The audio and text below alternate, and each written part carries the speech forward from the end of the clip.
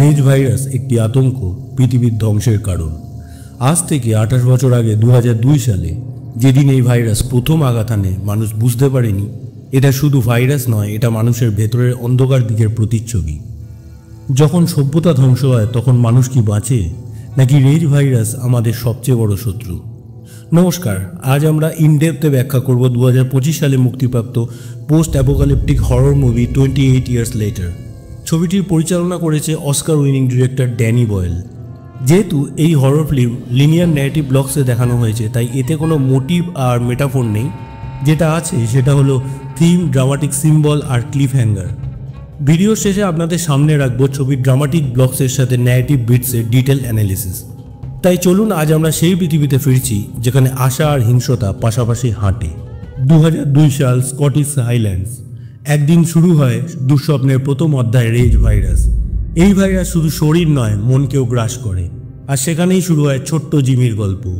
নিজের বাড়িতে তার পরিবারকে রেজ ভাইরাসে আক্রান্ত অবস্থায় দেখে সে কোনো ক্রমে প্রাণ হাতে নিয়ে আশ্রয় নেয় গির্জায়, যেখানে তার বাবা একজন যাজক বিশ্বাস করেছিল পাপে পরিপূর্ণ এই পৃথিবীতে নরকের দরজা খুলে গেছে, তাই বিচারের দিন শুরু। সে ছেলেকে দেয় একটি ক্রুশের হার, যেটা আশা আর বিশ্বাসের প্রতীক, আর নিজে ভাইরাসে আক্রান্তদের কাছে আত্মবলিদান করে যাতে জিমি বাঁচতে পারে। সময় এগিয়ে গেছে 28 বছর। ইউরোপ এখন ভাইরাস মুক্ত, কিন্তু ব্রিটিশ দ্বীপপুঞ্জ আজও কোয়ারেন্টাইনে। এই দ্বীপে গড়ে উঠেছে একটি ছোট বেঁচে থাকা কমিউনিটি, লিন্ডসফার্ন, যা একটি শক্তভাবে সুরক্ষিত জলজ রাস্তার মাধ্যমে মূল ভূখণ্ডের সঙ্গে যুক্ত। এই কমিউনিটিতে বাস করে জেমি, এক স্ক্যাভেঞ্জার। অতীতে একসময় শহরের লোক, এখন মৃতদেহ ঘেঁটে ও সাইকেল সারিয়ে জীবিকা চালায়। আইলা, জেমি স্ত্রী, এক অজানা রোগে ভুগছে। স্পাইক, এদের 12 বছর বয়সী ছেলে, গল্পের কেন্দ্রে, যার চোখে আমরা দেখি এই ধ্বংসস্তূপ। এই অংশে আমরা দেখি একটি নতুন সভ্যতা, কিন্তু পুরানো ভয়। তাদের জীবনে নীরব উত্তেজনা, সম্পর্কের ভাঙন, চিকিৎসার অভাব, বিচ্ছন্নতা এবং ভয়। স্পাইকের একজন প্রাপ্তবয়স্ক হওয়ার নিয়ম অনুযায়ী জেমি স্পাইককে নিয়ে যায় মূল ভূখণ্ডে শিকার করতে, কিন্তু সেখানে আলফা আক্রান্তদের মুখোমুখি হয় তারা। এরা রেজ ভাইরাসের একটি নতুন রূপ। শুধু সংক্রামিতই নয়, আরও বুদ্ধিমান, আরও মারাত্মক। এদের একদল অত্যধিক মোটা চামড়ার, যারা কেঁচো খেয়ে বেঁচে থাকে। তাই জেমি স্পাইককে শেখায় এদের মারার একমাত্র উপায় ঘাড়ে আঘাত করা। ঠিক এই সময় আলফা আক্রান্তদের একটি হিংস্র দল জেমি ও স্পাইককে আক্রমণ করে। তারা পালিয়ে আশ্রয় নেয় একটি পরিত্যক্ত কটেজে। সেখানে দূরে স্পাইক আগুন দেখতে পায়। ফিরে এসে স্পাইক জেমির বন্ধু স্যামের থেকে জানতে পারে সেই আগুন জ্বালিয়েছে ডক্টর ইয়ান কেলসন, এক নিঃসঙ্গ বিজ্ঞানী যে গুজব অনুযায়ী মৃতদেহ পুড়িয়ে রিচুয়াল করে। বাড়ি ফেরার সময় স্পাইক নিজের বাবাকে এক অপরিচিত নারীর সঙ্গে যৌন সঙ্গমে লিপ্ত দেখে ভেঙে পড়ে।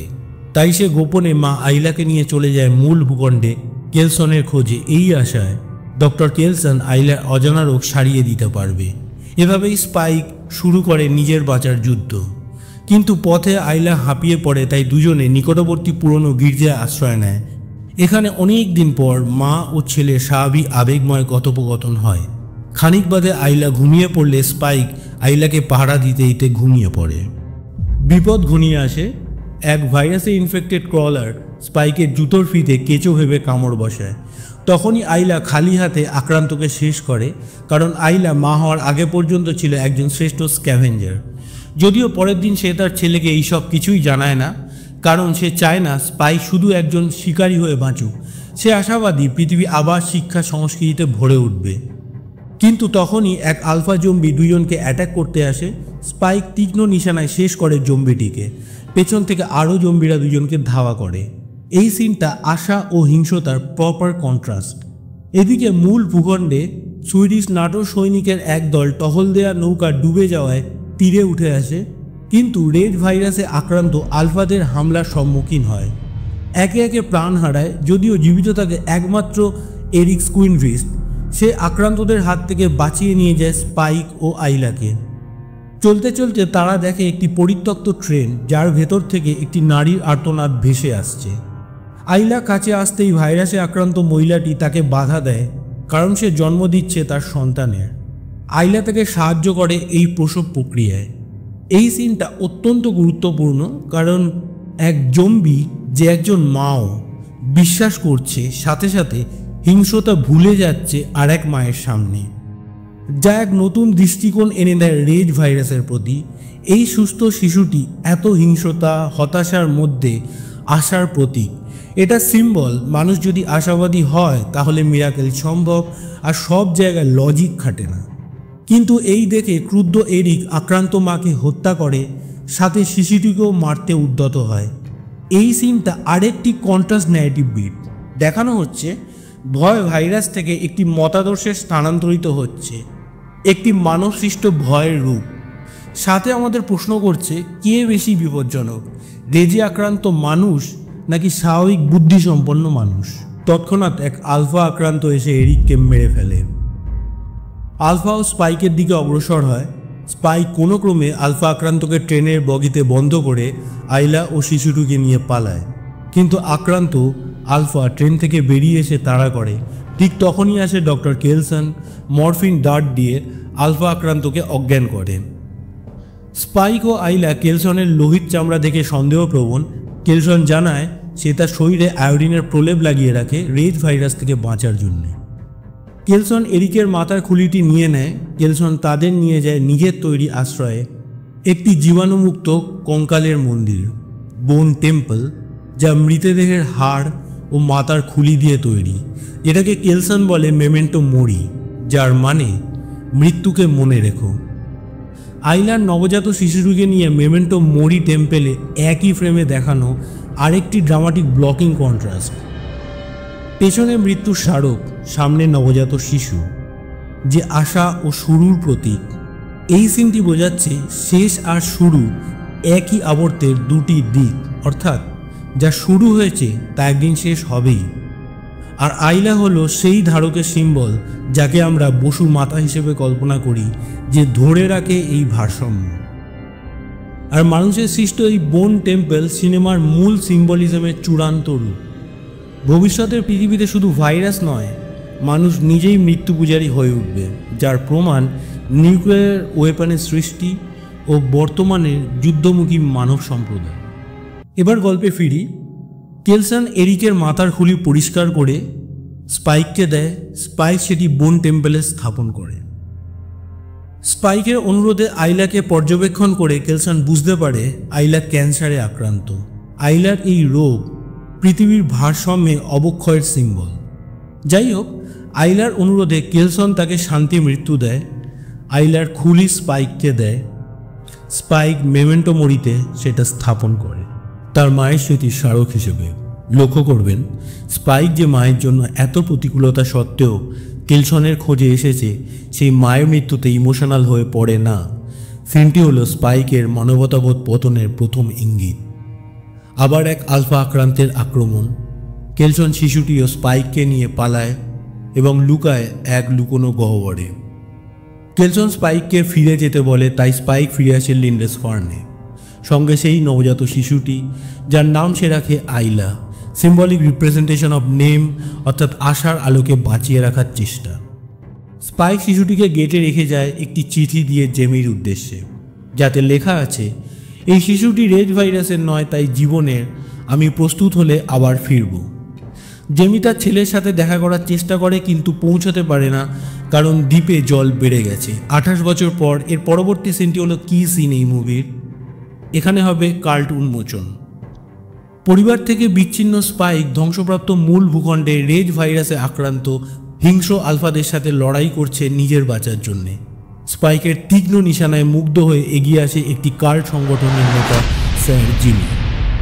গলায় ঝুলছে সেই পুরনো ক্রুশের হার। এটা সেই ছোট্ট জিমি, 2002 সালের সেই বালক, এখন এক কঠোর রহস্যময় নেতা, যে বিশ্বাস করে রেজ ভাইরাসই হলো এই পাপে পরিপূর্ণ পৃথিবীর একমাত্র পবিত্র বিবর্তন। জিমির নির্দেশে কাল্ট সংগঠন আলফাদের উদ্দেশ্যে ঝাঁপিয়ে পড়ে।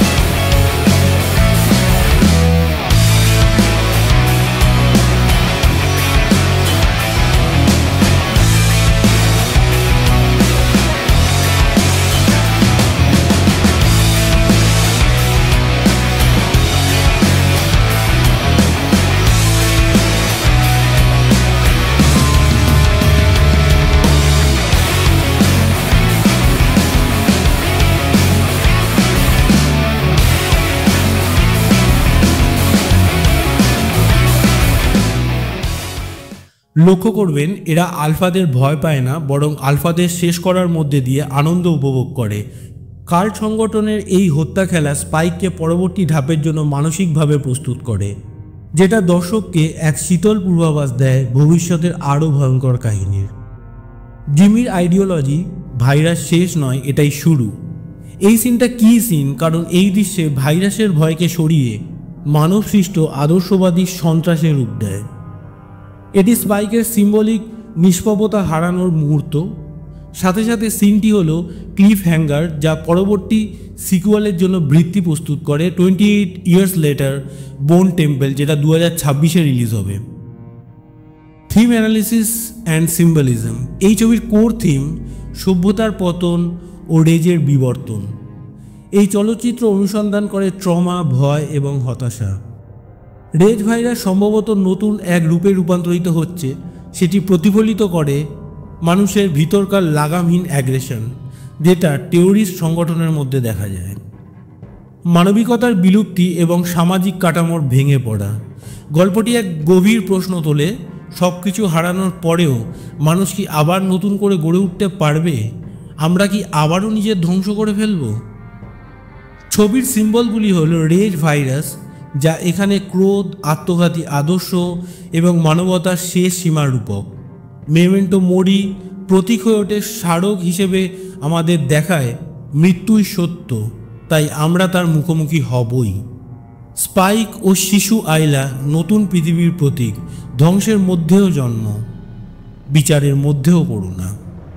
ডিরেক্টর ফাইনাল মেসেজ, শেষটা এখনও আসেনি, এটা তো সবে শুরু। কারণ রেজ কখনো শেষ হয় না, এটা রূপ নেয়। তাই এবার রেজের মুখোমুখি হবে নতুন প্রজন্ম। নমস্কার।